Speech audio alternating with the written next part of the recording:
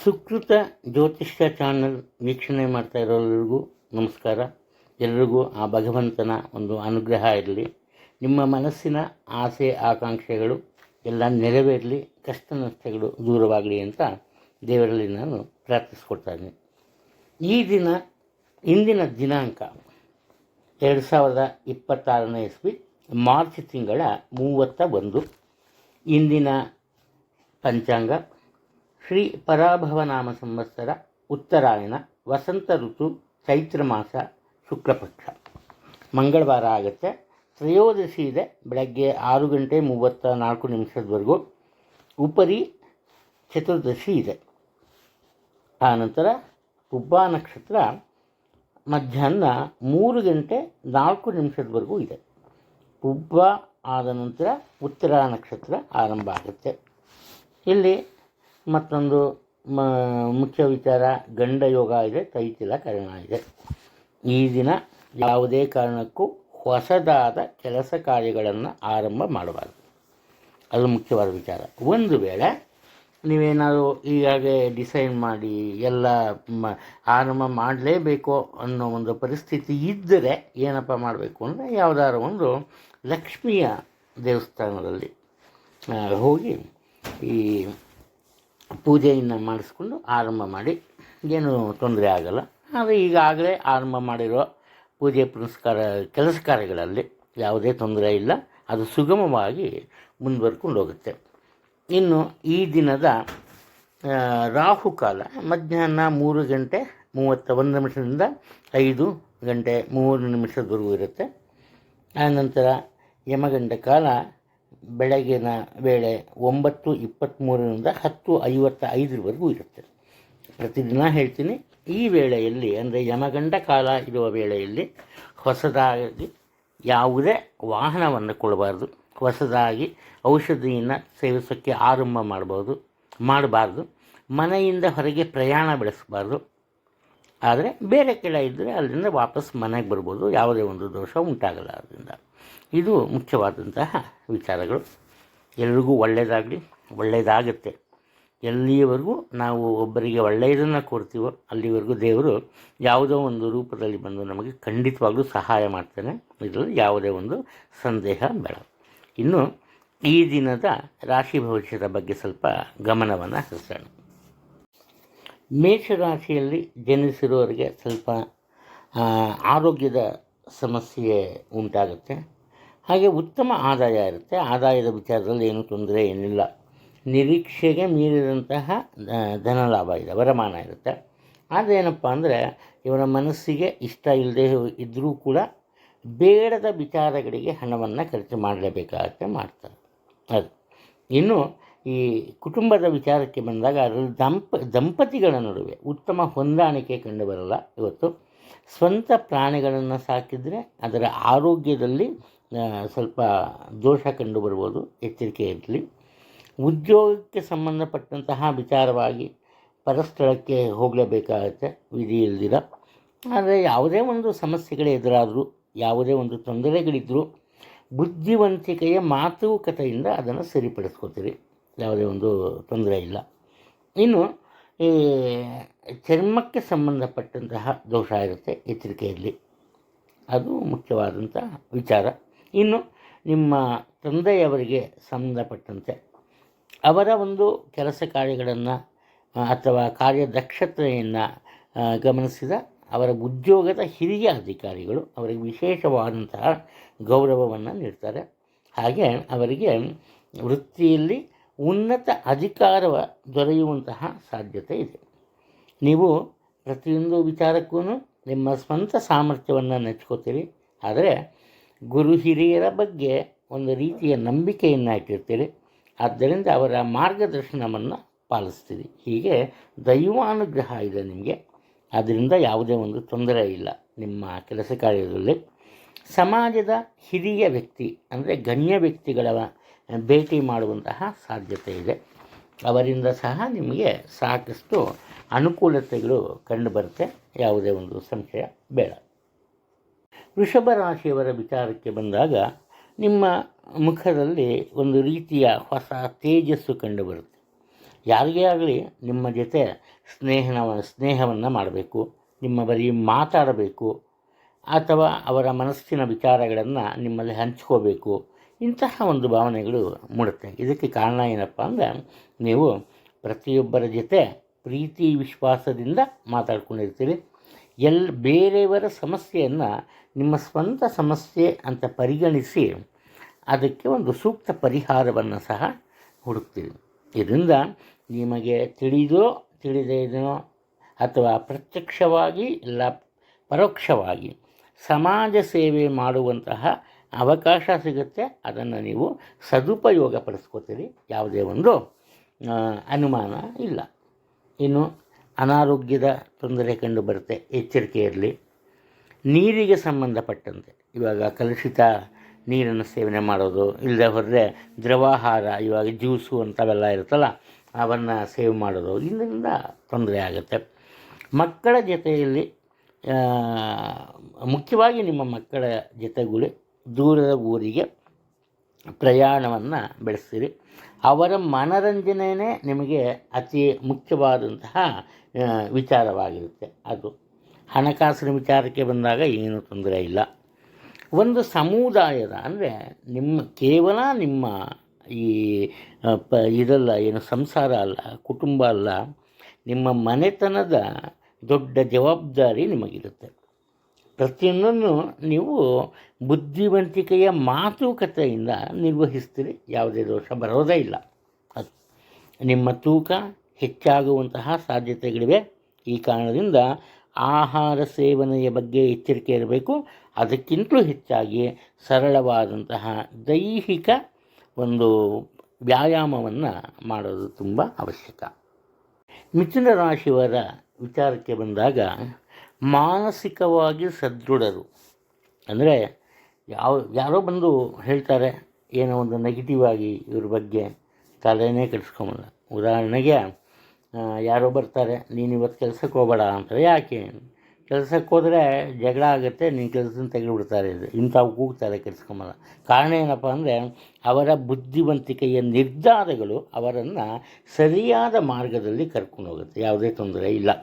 ಇನ್ನು ಉತ್ತಮ ಆರೋಗ್ಯ ಇರುತ್ತೆ, ಆರೋಗ್ಯದ ಬಗ್ಗೆ ಸಹ ಯೋಚನೆ ಇಲ್ಲ.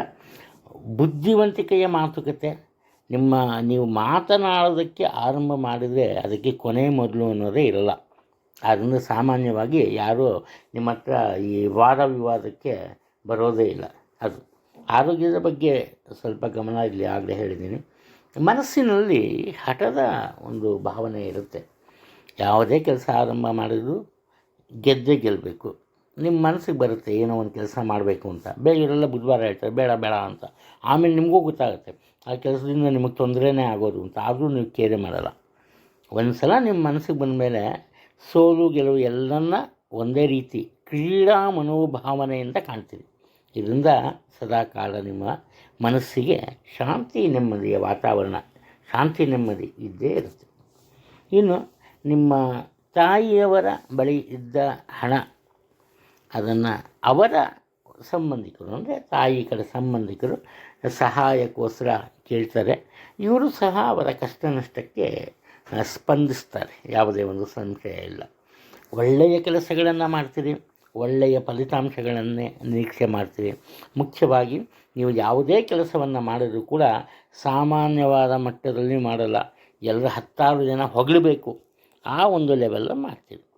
ಐಷಾರಾಮಿ ಜೀವನ ಅಂತ ಹೇಳಿದ್ರು ತಪ್ಪೇನೂ ಇಲ್ಲ.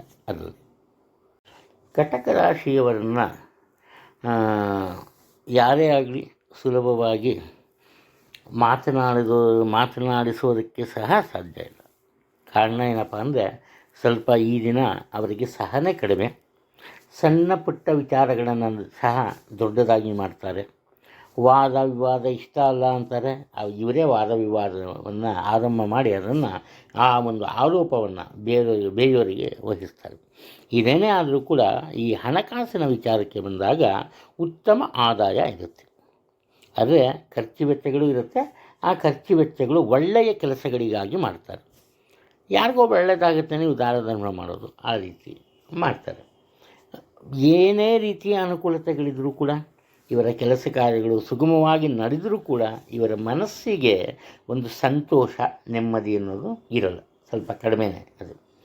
ಇನ್ನು ಉದ್ಯೋಗ ಸ್ಥಳದಲ್ಲಿ ಹಿರಿಯ ಅಧಿಕಾರಿಗಳ ಸಹಾಯ ಸಹಕಾರ ಇವರಿಗೆ ಸದಾಕಾಲ ಸಿಗುತ್ತೆ. ಆ ಒಂದು ಸಹಾಯ ಸಹಕಾರದಿಂದ ಜೀವನದಲ್ಲಿ ಅತಿ ದೊಡ್ಡದಾದಂತಹ ಸಾಧನೆಯನ್ನು ಸಹ ಇವರು ಮಾಡ್ತಾರೆ, ಸಂಶಯ ಬೇಡ.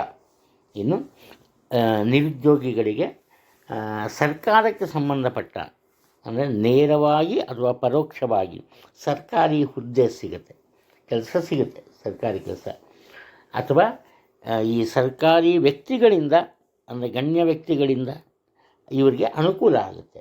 ಒಟ್ಟಾರೆ ಇವರು ಕೆಲಸಕ್ಕೆ ಸೇರ್ತಾರೆ, ಇಲ್ಲ ಸ್ವಂತ ವ್ಯಾಪಾರ ವ್ಯವಹಾರವನ್ನು ಆರಂಭಿಸಿ ಅದರಲ್ಲೂ ಸಹ ಒಂದು ನಿಶ್ಚಿತ ಲಾಭವನ್ನು ಗಳಿಸ್ತಾರೆ. ವಿದ್ಯಾರ್ಥಿಗಳ ವಿಚಾರದಲ್ಲಿ ಸ್ವಲ್ಪ ಹೆಚ್ಚಿನ ಪ್ರಯತ್ನದಿಂದ ಮಾತ್ರ ಅವರು ಯಶಸ್ಸು ಕಾಣೋದಕ್ಕೆ ಸಾಧ್ಯ. ಮತ್ತೊಂದು, ಅನೇಕ ರೀತಿಯ ವಿದ್ಯೆಗಳನ್ನು ಕಲಿತಾರೆ. ಫಾರಿನ್ ಲ್ಯಾಂಗ್ವೇಜಸ್ಸು, ಹಾಗೆಯೇ ವಿದೇಶಿ ವಿಚಾರವನ್ನು ಇವರು ಅರ್ಥ ಮಾಡ್ಕೊಂಬರಲ್ಲಿ ಮೊದಲಿಗರಾಗ್ತಾರೆ. ಒಟ್ಟಾರೆ ಒಳ್ಳೆಯ ದಿನ ಇದು, ತೊಂದರೆ ಇಲ್ಲ. ಸಿಂಹರಾಶಿಯವರು ಉತ್ತಮ ಆರೋಗ್ಯವನ್ನು ಗಳಿಸ್ತಾರೆ, ಯಾವುದೇ ಒಂದು ತೊಂದರೆ ಇಲ್ಲ. ತಮ್ಮ ಒಳ್ಳೆಯ ಮಾತುಕತೆಯ ಮುಖಾಂತರ ಪ್ರತಿಯೊಬ್ಬರ ಮನಸ್ಸನ್ನು ಗೆಲ್ತಾರೆ. ಹಾಗೆಯೇ ತಮ್ಮ ಕೆಲಸ ಕಾರ್ಯಗಳಲ್ಲಿ ಉತ್ತಮ ಯಶಸ್ಸು ಗಳಿಸ್ತಾರೆ. ಆದರೆ ಸ್ವಲ್ಪ ಈ ಆರೋಗ್ಯದ ಬಗ್ಗೆ ಎಚ್ಚರಿಕೆ ಇರಬೇಕು, ಅಂದರೆ ಒಂದು ನೆಗ್ಲಿಜೆನ್ಸ್ ಇರಬಾರ್ದು, ಅದು ಮುಖ್ಯವಾದಂತಹ ವಿಚಾರ. ಹಠದ ಒಂದು ಭಾವನೆ ಇವರಲ್ಲಿ ಇರುತ್ತೆ.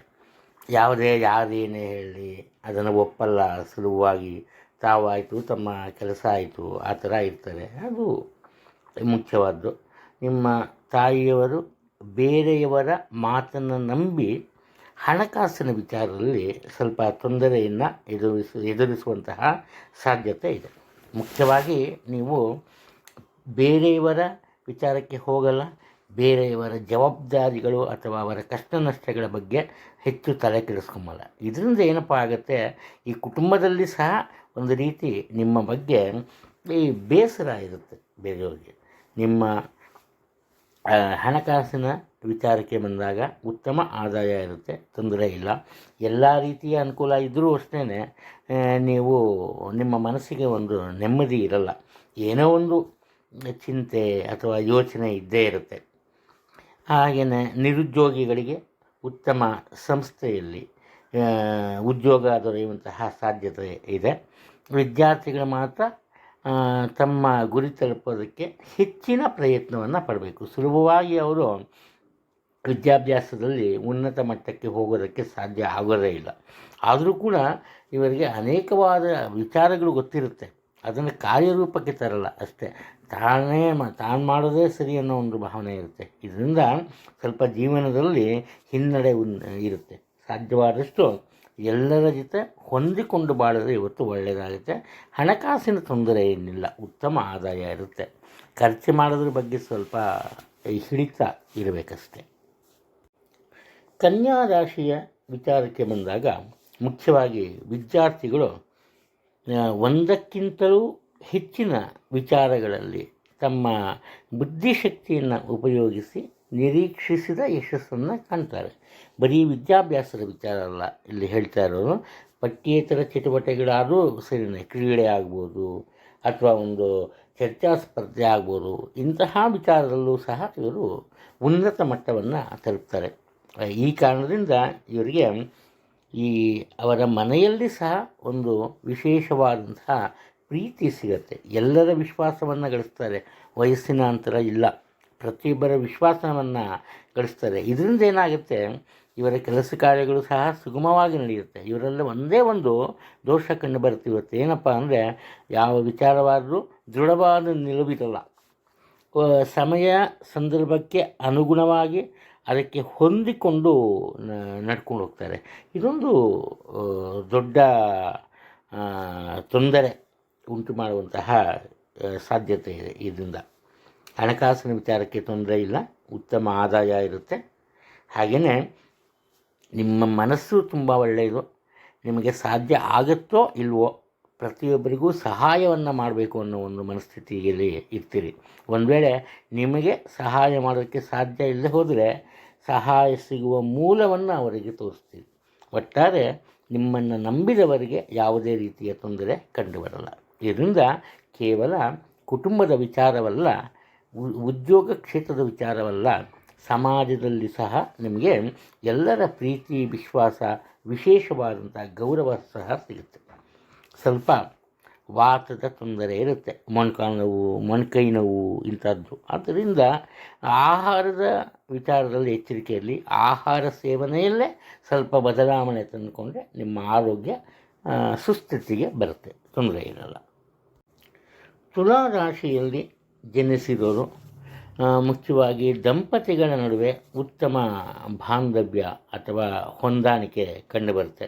ಇದರಿಂದ ಮುಖ್ಯವಾಗಿ ಅವರ ಹಣಕಾಸಿನ ಪರಿಸ್ಥಿತಿಯಲ್ಲಿ ಒಂದು ಮೇಲ್ಮಟ್ಟಕ್ಕೆ ಹೋಗುವಂತಹ ಸಾಧ್ಯತೆ ಇದೆ. ಇಲ್ಲಿ ಏನಾಗುತ್ತೆ, ಸ್ವಲ್ಪ ಇವರ ಆರೋಗ್ಯದಲ್ಲಿ ಏರುಪೇರು ಉಂಟಾಗುತ್ತೆ. ಈ ಕಾರಣದಿಂದ ಸರಿಯಾಗಿ ಆಹಾರವನ್ನು ಸೇವನೆ ಮಾಡೋದಕ್ಕೆ ಸಾಧ್ಯ ಇಲ್ಲ.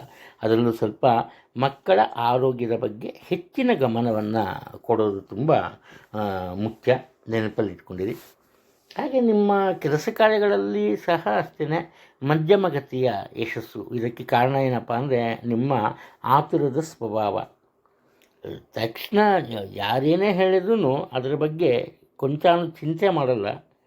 ಏನು ಮಾಡ್ತೀರಿ, ಸಡನ್ನಾಗಿ ಒಪ್ಪಿಗೆ ಸೂಚಿಸ್ತೀರಿ, ಆ ಕೆಲಸವನ್ನು ಮಾಡೋಕ್ಕೆ ಹೋಗ್ತೀರಿ.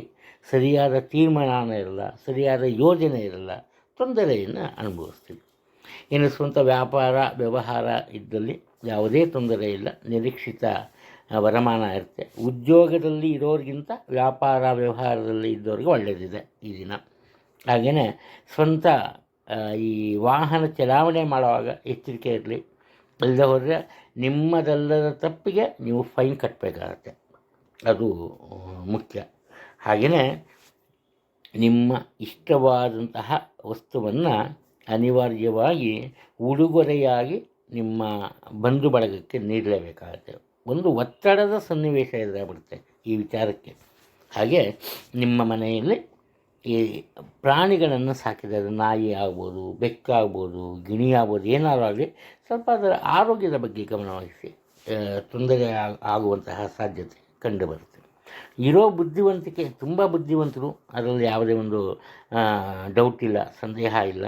ಇರುವ ಬುದ್ಧಿವಂತಿಕೆಯನ್ನು ಬಳಸ್ಕೊಂಬೋದು ನಿಮ್ಮ ಕೈಲಿದೆ. ವೃಶ್ಚಿಕ ರಾಶಿಯವರ ವಿಚಾರಕ್ಕೆ ಬಂದಾಗ ಮುಖ್ಯವಾಗಿ ಇವರ ಸಹೋದರರು ಅಥವಾ ಸಹೋದರಿಯರ ಜೀವನದ ಬಗ್ಗೆ, ಅವರ ಆಗುಹೋಗುಗಳ ಬಗ್ಗೆ ಹೆಚ್ಚಿನ ಗಮನವನ್ನು ನೀಡ್ತಾರೆ. ಹಾಗೆಯೇ ಅವರ ಜೀವನದಲ್ಲಿ ಎದುರಾಗುವ ಯಾವುದೇ ಸಮಸ್ಯೆ ಇದ್ದರೂ ಅದನ್ನು ದೂರ ಮಾಡೋದ್ರಲ್ಲಿ ನಿರತರಾಗ್ತಾರೆ. ಅದರಲ್ಲಿ ಯಶಸ್ಸನ್ನು ಸಹ ಕಾಣ್ತಾರೆ. ಒಳ್ಳೆಯ ಬುದ್ಧಿವಂತಿಕೆಯ ನಿರ್ಧಾರಗಳನ್ನು ತಗೋತಾರೆ. ಬೇರೆಯವರಿಗೆ ಅಸಾಧ್ಯ ಅನಿಸುವಂತಹ ಕೆಲಸ ಕಾರ್ಯಗಳನ್ನು ಇವರು ಸುಲಭವಾಗಿ ಮಾಡ್ತಾರೆ, ಅದರಲ್ಲಿ ಸಂಶಯ ಇಲ್ಲ. ಅಷ್ಟು ಬುದ್ಧಿ, ಎಲ್ಲರ ವಿಶ್ವಾಸವನ್ನು ಗಳಿಸ್ತಾರೆ. ಇವನ್ನ ಪ್ರತಿಯೊಬ್ಬರೂ ನಂಬ್ತಾರೆ. ಕಾರಣ ಏನಪ್ಪ ಅಂದರೆ ಇವರು ಬೇರೆಯವರ ಹಣಕ್ಕೆ ಆಸೆ ಪಡಲ್ಲ. ಬೇರೆಯವರಿಗೆ ದೊರೆಯಬೇಕಾದ ಈ ಯಾವುದೇ ಅವಕಾಶ ಅದನ್ನು ಇವರು ಕಸಿದ್ಕೊಂಬಕ್ಕೆ ನೋಡಲ್ಲ. ಇನ್ನು ಅವರಿಗೆ ಸಹಾಯವನ್ನು ಮಾಡ್ತಾರೆ. ಹೀಗೆ ಇನ್ನು ಯಾರಾದರೂ ಸ್ವಲ್ಪ ಕಷ್ಟಪಟ್ಟು ಸ್ವಂತ ವ್ಯಾಪಾರ ವ್ಯವಹಾರಗಳನ್ನು ಮಾಡಿದ್ರೆ ಅವ್ರಿಗೂ ಸಹ ಸಹಾಯವನ್ನು ಮಾಡ್ತಾರೆ. ಒಟ್ಟಾರೆ ಈ ದಿನ ಇವರು ಪರೋಪಕಾರದ ಗುಣಧರ್ಮವನ್ನು ಹೊಂದಿರ್ತಾರೆ. ಇದರಿಂದ ಪ್ರತಿಯೊಬ್ಬರ ಪ್ರೀತಿ ವಿಶ್ವಾಸವನ್ನು ಗಳಿಸ್ತಾರೆ. ಇವರ ಹಣಕಾಸಿನ ವಿಚಾರಕ್ಕೆ ಬಂದಾಗ ಯಾವುದೇ ತೊಂದರೆ ಇರಲ್ಲ. ಇದಕ್ಕೆ ಕಾರಣ ಏನಪ್ಪ ಅಂದರೆ ಮುಖ್ಯವಾಗಿ ಇವರ ತಂದೆಯವರ ಮಾರ್ಗದರ್ಶನವನ್ನು ಇವರು ಒಪ್ಕೋತಾರೆ. ಇವ್ರ ತಂದೆ ಏನೇ ಹೇಳಿದರೂ ಕೂಡ ಅದನ್ನು ಚಾಚೂ ತಪ್ಪದೆ ನೆರವೇರಿಸ್ತಾರೆ, ಅದು ಮುಖ್ಯ. ಆದರೆ ತಮ್ಮ ಸ್ವಂತ ಕೆಲಸ ಕಾರ್ಯಗಳನ್ನು ಆರಂಭ ಮಾಡಿದಾಗ ಆರಂಭದ ಒಂದು ವೇಳೆಯಲ್ಲಿ ಕೊಂಚ ಅಡ್ಡಿ ಆತಂಕಗಳು ಎದುರಾಗುತ್ತೆ. ಅಂತಹ ಸಂದರ್ಭದಲ್ಲಿ ಇವರು ತಮ್ಮ ಮನಸ್ಸನ್ನು ಬದಲಾಯಿಸಬಾರ್ದು, ಹಠದಿಂದ ದಿಟ್ಟ ತೀರ್ಮಾನವನ್ನು ತಗೋಬೇಕಾಗುತ್ತೆ. ಮಕ್ಕಳ ವಿಚಾರದಲ್ಲಿ ಯಾವುದೇ ಯೋಚನೆ ಇಲ್ಲ, ಉತ್ತಮ ಆದಾಯ ಇರುತ್ತೆ. ಇವ್ರಿಗೂ ಅಷ್ಟೇ ಅನಿರೀಕ್ಷಿತ ಧನಲಾಭ ಇರುತ್ತೆ. ಸಾಧ್ಯವಾದಷ್ಟು ಬೇರೆಯವರಿಗೆ ಸಹಾಯ ಮಾಡುವ ಮಧ್ಯೆ ತಮ್ಮ ಸ್ವಂತ ಕೆಲಸ ಕಾರ್ಯಗಳ ಬಗ್ಗೆ ಹೆಚ್ಚಿನ ಗಮನವನ್ನು ಸಹ ಇವರು ಕೊಡಬೇಕಾಗತ್ತೆ. ಧನುರಾಶಿಯವರು ಮುಖ್ಯವಾಗಿ ಉದ್ಯೋಗ ಕ್ಷೇತ್ರದಲ್ಲಿ ಇರೋರು ಬಹುದಿನದಿಂದ ಇದನ್ನು ನೋಡ್ತಾ ಇದ್ದ ಒಂದು ಉದ್ಯೋಗದಲ್ಲಿ ಬಡ್ತಿ ಅಥವಾ ಉನ್ನತ ಅಧಿಕಾರ ಸಿಗುವಂತಹ ಸಾಧ್ಯತೆ ಕಂಡುಬರ್ತಿದೆ. ಹಾಗೆ ಒಂದು ವೇಳೆ ಈ ರಾಜಕೀಯ ಕ್ಷೇತ್ರದಲ್ಲಿ ಇದ್ದರೂ ಕೂಡ ಅವರ ಸ್ಥಾನಮಾನದಲ್ಲಿ ಉನ್ನತ ಮಟ್ಟದಲ್ಲಿ ಸ್ವಲ್ಪ ಬದಲಾವಣೆಗಳು ಉಂಟಾಗುತ್ತೆ, ತೊಂದರೆ ಇಲ್ಲ. ಆದರೆ ಕುಟುಂಬದ ಬಹುತೇಕ ಜವಾಬ್ದಾರಿ ಇವರಿಗೆ ಸಿಗುತ್ತೆ. ಆದ್ದರಿಂದ ಏನಪ್ಪ ಆಗ್ಬಿಡುತ್ತೆ ಅಂದರೆ ಸ್ವಲ್ಪ ಮನಸ್ಸಿಗೆ ನೆಮ್ಮದಿ ಇರಲ್ಲ, ಒಂದು ರೀತಿ ಆತಂಕದ ಮನೋಭಾವನೆ ಇರುತ್ತೆ. ಏನಾದರೂ ತೊಂದರೆ ಆದರೆ ಏನು ಮಾಡಬೇಕು, ಯಾವ ಕೆಲಸ ಮಾಡಬೇಕು, ಈ ಥರ ಒಂದು ಈ ಜಂಜಾಟ ಇರುತ್ತೆ. ಆದರೆ ಏನೂ ತೊಂದರೆ ಏನಿಲ್ಲ. ಹಣಕಾಸಿನ ವಿಚಾರದಲ್ಲಿ ಯಾವುದೇ ತೊಂದರೆ ಉಂಟಾಗಲ್ಲ. ನಿರೀಕ್ಷಿಸಿದಂತೆ ಹಣಕಾಸಿನ ನೆರವು ಸಿಗುತ್ತೆ. ಮುಖ್ಯವಾಗಿ ನಿಮ್ಮ ಆತ್ಮೀಯರ ಸಹಕಾರ ಇರುತ್ತೆ. ನಿಮ್ಮ ಸ್ನೇಹಿತರಿರ್ಬೋದು, ಮುಖ್ಯವಾಗಿ ನಿಮ್ಮ ತಾಯಿಯವರಿರ್ಬೋದು, ಅವರಿಂದ ಸಾಕಷ್ಟು ಸಹಾಯ ಸಿಗುತ್ತೆ. ಹಾಗೆ ಕುಟುಂಬದ ಹಿರಿಯರ ಮಾರ್ಗದರ್ಶನ ಇರುತ್ತೆ. ನಿಮ್ಮ ತಾಯಿಯವರ ಆರೋಗ್ಯದಲ್ಲಿ ಮಾತ್ರ ಸ್ವಲ್ಪ ಏರುಪೇರು ಕಂಡುಬರುತ್ತೆ. ಅದರ ಬಗ್ಗೆ ಎಚ್ಚರಿಕೆಯನ್ನು ವಹಿಸೋದು ಒಳ್ಳೆಯದು. ಅದು ಪರೋಪಕಾರದ ಗುಣ ಇರುತ್ತೆ. ಅದರಲ್ಲೂ ಮುಖ್ಯವಾಗಿ ಯಾರಾದರೂ ಈ ಲೇಡೀಸ್ಗೆ ತೊಂದರೆ ಆಯಿತು ಅಂತ ಗೊತ್ತಾದಾಗ ಅವರ ನೆರವಿಗೆ ಹೋಗಿ ನಿಲ್ತೀರಿ. ಮುಖ್ಯವಾಗಿ ಈ ರಾಶಿಯಲ್ಲಿ ಹುಟ್ಟಿರುವ ಸ್ತ್ರೀಯರು ಈ ಒಂದು ಗುಣವನ್ನು ಮುಂದುವರಿಸ್ಕೊಂಡು ಹೋಗ್ತಾರೆ. ಅದು ನೀವು ಮಾತ್ರ ಸಂತೋಷವಾಗಿರೋದಲ್ಲ, ಬೇರೆಯವರ ಸಂತೋಷಕ್ಕೂ ಕಾರಣ ಆಗ್ತೀರಿ. ಹಾಗೆ ಅನ್ನದಾನವನ್ನು ಮಾಡ್ತೀರಿ. ಅನ್ನದಾನ ಮಾಡೋದು ಅಂದರೆ 1000 ಜನಕ್ಕೆ ಏನೋ ಕೊಡಿಸ್ಬಿಡ್ತೀರಿ ಅಂತ ಒಬ್ಬ ವ್ಯಕ್ತಿ ಅದನ್ನು ಸರಿಗೆ ಅವ್ರಿಗೆ ಹಸಿವೆ ಇದ್ದವ್ರಿಗೆ ಅನ್ನದಾನವನ್ನು ಮಾಡ್ತೀರಿ, ತೊಂದರೆ ಏನಿಲ್ಲ.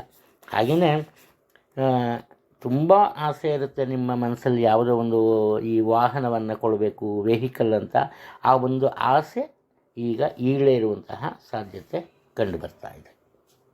ಮಕರ ರಾಶಿಯಲ್ಲಿ ಜನಿಸಿರೋರು ಇವರು ತುಂಬ ಒಳ್ಳೆಯ ಒಂದು ಮನೋಭಾವನೆಯನ್ನು ಹೊಂದಿರ್ತಾರೆ. ಯಾರ ಬಗ್ಗೆ ಅಂದರೆ ಇವರ ಹಿರಿಯ ಅಧಿಕಾರಿಗಳ ಬಗ್ಗೆ, ಉದ್ಯೋಗ ಕ್ಷೇತ್ರ ಮುಖ್ಯವಾಗಿ. ಆದರೆ ಏನಾಗುತ್ತೆ, ಇವರ ನಿರೀಕ್ಷೆಯಂತೆ ಅವರಿಂದ ಸರಿಯಾದಂತಹ ಗೌರವವಾಗಲಿ ಅಥವಾ ಇವರಿಗೆ ಅನುಕೂಲತೆಯಾಗಲಿ ಸಿಗಲ್ಲ. ಈ ಕಾರಣದಿಂದ ಈ ಹಿರಿಯ ಅಧಿಕಾರಿಗಳ ಜೊತೆಯಲ್ಲಿ ವಾದ ವಿವಾದ ಉಂಟಾಗುವಂತಹ ಸಾಧ್ಯತೆ ಇದೆ. ಹಾಗೆ ಇವರು ಸಹ ಹೊಸ ವಾಹನವನ್ನು ಕೊಳ್ಳುತ್ತಾರೆ. ಮನಸ್ಸಿನಲ್ಲಿ ಒಂದು ರೀತಿಯ ಆತಂಕ ಮನೆ ಮಾಡಿರುತ್ತೆ. ಈ ಕಾರಣದಿಂದ ಯಾವುದೇ ವಿಚಾರದಲ್ಲಿ ಇವರು ಸ್ಥಿರವಾದಂತಹ ತೀರ್ಮಾನವನ್ನು ತಗೊಂಬಲ್ಲ. ಸ್ವಲ್ಪ ಚಂಚಲವಾದಂತಹ ಮನಸ್ಥಿತಿ ಇರುತ್ತೆ. ಇಷ್ಟಾದರೂ ಕೂಡ ಆತ್ಮೀಯರಿಗೆ ಸಹಾಯವನ್ನು ಮಾಡ್ತಾರೆ. ಆತ್ಮೀಯರಿಗೆ ಯಾವುದೇ ರೀತಿಯ ತೊಂದರೆ ಎದುರಾದರೂ ಕೂಡ ಇವರು ನೇರವಾಗಿ ಸಹಾಯ ಮಾಡ್ತಾರೋ ಇಲ್ವೋ, ಪರೋಕ್ಷವಾಗಂತೂ ಅವರ ಪರವಾಗಿ ನಿಲ್ತಾರೆ, ತೊಂದರೆ ಇಲ್ಲ. ಹಾಗೆ ಸಮಾಜದಲ್ಲಿ ಇವರ ಕಾರಣದಿಂದ ಇವರ ಹೆತ್ತವರಿಗೆ ಅಂದರೆ ಇವರ ತಂದೆ ತಾಯಿಗೆ ಗೌರವಯುತವಾದಂತಹ ಸ್ಥಾನಮಾನ ಸಿಗುತ್ತೆ. ಇನ್ನು ಈ ಹೆಣ್ಣು ದೇವರಿರುವಂತಹ ಯಾತ್ರಾ ಸ್ಥಳ ಕೊಲ್ಲೂರು, ಮೈಸೂರು ಇಂಥ ಕಡೆ ಕುಟುಂಬದ ಜೊತೆ ಪ್ರವೇಶವನ್ನು ಬೆಳೆಸ್ತಾರೆ. ಹಾಗೆಯೇ ಇವರ ಪತ್ನಿಯ ಆರೋಗ್ಯದಲ್ಲಿ ಸಾಕಷ್ಟು ಸುಧಾರಣೆ ಕಂಡುಬರುತ್ತೆ. ಅವಿವಾಹಿತರಿಗೆ ವಿವಾಹ ನಿಶ್ಚಯವಾಗುವಂತಹ ಸಾಧ್ಯತೆಗಳು ತೋರಿಸ್ತಾ ಇದೆ. ವಾಹನವನ್ನು ಅಂದರೆ 4 ಚಕ್ರದ ವಾಹನ ಅಂತ ಹೇಳ್ಬೋದು, ಅಂದರೆ ಕಾರು ಇಂಥವನ್ನು ಕೊಳ್ತೀರಿ. ಹಾಗೆ ಪ್ರಾಣಿಗಳನ್ನು, ಸಾಕು ಪ್ರಾಣಿಯನ್ನು ಕೊಳ್ಳುವಂತಹ ಸಾಧ್ಯತೆಗಳಿವೆ. ಅದು ಇಲ್ಲಿ ಮಕ್ಕಳ ವಿಚಾರದಲ್ಲಿ ಹೆಚ್ಚಿನ ಆಸಕ್ತಿ ಇರುತ್ತೆ. ಅವರ ಜೀವನ ಹೇಗೆ ರೂಪಿಸಬೇಕು, ಯಾವ ರೀತಿ ಅನುಕೂಲ ಮಾಡಿಕೊಳ್ಬೇಕು ಅಂತ. ಈ ಕಾರಣದಿಂದ ಸ್ವಲ್ಪ ಹೆಚ್ಚಿನ ಹಣ ನಿಮಗೆ ಖರ್ಚಾಗುತ್ತೆ.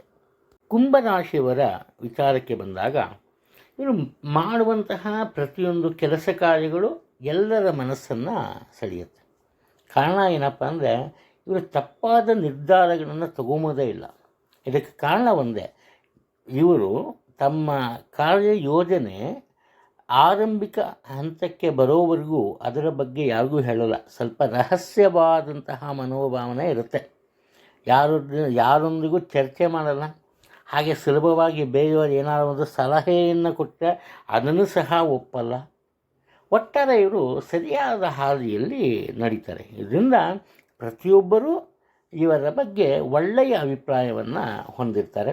ಕಷ್ಟಪಟ್ಟು ಕೆಲಸ ಮಾಡ್ತಾರೆ, ಸೋಮಾರಿತನ ಇರಲ್ಲ. ಬೇರೆಯವರಿಗೆ ಹೋಲಿಸಿದ್ರೆ ಇವ್ರ ಜೊತೆ ಕೆಲಸ ಮಾಡೋದನ್ನು ಹೋಲಿಸಿದ್ರೆ ಇವರು ಅವ್ರಿಗಿಂತ ಹೆಚ್ಚಿನ ಮಟ್ಟದಲ್ಲಿ ಕೆಲಸವನ್ನು ಮಾಡ್ತಾರೆ. ಒಮ್ಮೆ ಆರಂಭಿಸಿದ ಕೆಲಸ ಮುಗಿಯೋವರೆಗೂ ಸತತ ಪ್ರಯತ್ನವನ್ನು ಮಾಡ್ತಾರೆ. ಸ್ತ್ರೀಯರಾದರೆ ಅನಾವಶ್ಯಕವಾದಂತಹ ವಿಚಾರಗಳಿಗೆ ಸದಾಕಾಲ ಯೋಚನೆಯನ್ನು ಮಾಡ್ತಾರೆ. ನವದಂಪತಿಗಳಿಗೆ ಸಂತಾನ ಲಾಭ ಇದೆ. ಇನ್ನು ಗರ್ಭಿಣಿ ಸ್ತ್ರೀಯರು ಸ್ವಲ್ಪ ತಮ್ಮ ಆರೋಗ್ಯದ ಬಗ್ಗೆ ಎಚ್ಚರಿಕೆಯನ್ನು ವಹಿಸಬೇಕು. ರೋಫಾಕ್ ನೋಡ್ತಾರೆ, ಒಪ್ಪಲ್ವಾ? ಬುದ್ಧಿವಂತಿಕೆ ಮಾತುಕತೆಯಿಂದ ಬೇರೆಯವರ ಮನಸ್ಸನ್ನು ಗೆಲ್ತಾರೆ.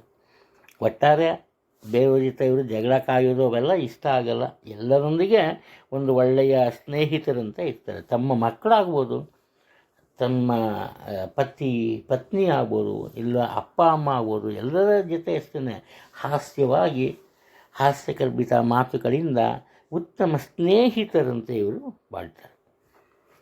ಅನಿರೀಕ್ಷಿತ ಧನಲಾಭ ಇದೆ, ತೊಂದರೆ ಇಲ್ಲ. ಒಳ್ಳೆಯ ಕೆಲಸಗಳನ್ನು ಮಾಡ್ತಾರೆ.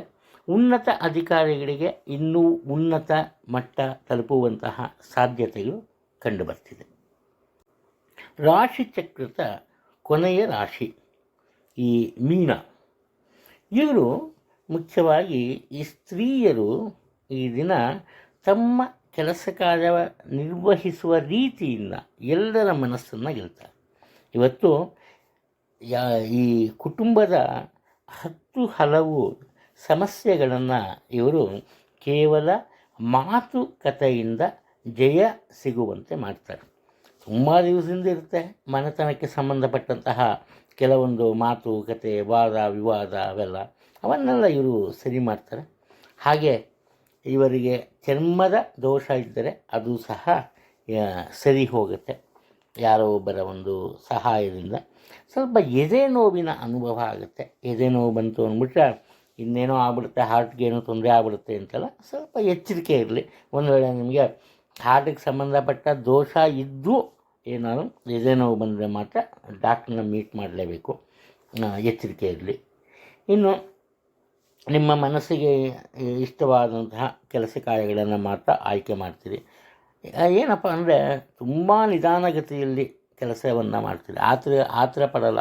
ಬೇರೆಯವರು 2-3 ರೀತಿಯ ಕೆಲಸಗಳನ್ನು ಮಾಡಿದ್ರೆ ನೀವು ಒಂದನ್ನೇ ಆಯ್ಕೆ ಮಾಡ್ಕೊಬೋದು, ಅದನ್ನು ಮುಗಿಸ್ತೀರಿ. ವಿದ್ಯಾರ್ಥಿಗಳೂ ಅಷ್ಟೇ, ಯಾರು ಎಷ್ಟಾದರೂ ತಲೆ ಕೆಡಿಸ್ಕೊಳ್ಳೆ, ಇವ್ರಿಗೆ ಏನು ಬೇಕು ಅದನ್ನೇ ಅವರು ಮಾಡೋದು. ನಿಧಾನಗತಿಯಲ್ಲಿ ತಮ್ಮ ಕೆಲಸ ಕಾರ್ಯದಲ್ಲಿ ಸಾಗಿದ್ರೂ ಕೂಡ ನಿರೀಕ್ಷಿಸಿದ ಯಶಸ್ಸು ಸಿಗುತ್ತೆ. ಆದರೆ ಸಂಪೂರ್ಣ ಜವಾಬ್ದಾರಿಯನ್ನು ಪೂರೈಸೋದಕ್ಕೆ ಸಾಧ್ಯ ಆಗಲ್ಲ. ಇವತ್ತು ಆಗದೆ ನಾಳೆ ಮಾಡೋಣ ಬಿಡು ಅನ್ನೋ ಒಂದು ಈ ಮನೋಭಾವನೆ ನಿಮ್ಮಲ್ಲಿ ಇರುತ್ತೆ. ಪ್ರತಿಯೊಬ್ಬರ ಮನಸ್ಸನ್ನು ಗೆಲ್ಲೋದಕ್ಕೆ ನೀವು ಪ್ರಯತ್ನ ಪಡ್ತೀರಿ. ಹಾಗೆಯೇ ನಿರ್ಧಾರದ ನಡೆನುಡಿಯನ್ನು ಸಹ ತೆಗೆದುಕೊಳ್ಳೋದಕ್ಕೆ ಪ್ರಯತ್ನ ಪಡ್ತೀರಿ. ಅದೇನೇ ಆದರೂ ಕೂಡ ಈ ನಿಮ್ಮ ಗೌರವಕ್ಕೆ ಕುಂದು ಬರುವಂತಹ ಯಾವುದೇ ಕೆಲಸ ಕಾರ್ಯಗಳನ್ನು ಮಾಡಲ್ಲ. ಮನಸ್ಸಿನಲ್ಲಿ ಒಂದು ರೀತಿ ಭಯ ಇರೋದ್ರಿಂದ ನಿಮ್ಮ ಕೆಲಸ ಕಾರ್ಯಗಳು ಸಹ ಅತಿ ನಿಧಾನಗತಿಯಲ್ಲಿ ಸಾಗುತ್ತೆ, ಆದರೆ ಯಶಸ್ಸನ್ನು ಕಾಣುತ್ತೆ.